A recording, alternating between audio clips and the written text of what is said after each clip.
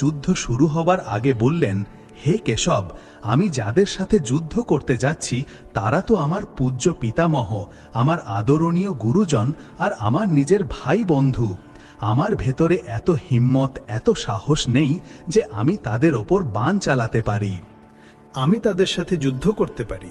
তখন ভগবান শ্রীকৃষ্ণ অর্জুনকে ভীরুতা ও মোহ ত্যাগ করার জন্য প্রেরিত করতে করতে শ্রীমদ্ ভগবদ্গীতার দিব্য জ্ঞান দিলেন আর বললেন, হে অর্জুন, যাদের তুই মোহবশত নিজের বলে বসে আছিস তারা সবাই তো অধর্ম আর পাপের পক্ষে দাঁড়িয়ে আছে।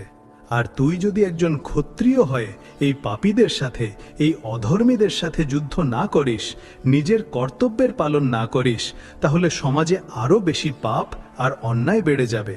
আর যদি তুই অপ্রত্যক্ষভাবেও ভুলের সঙ্গ দিস, অর্থাৎ তার বিরোধ না করিস, তাহলে তুইও সেই পাপের ভাগী হবি। তুই যদি চুপচাপ এই অন্যায় সহ্য করতে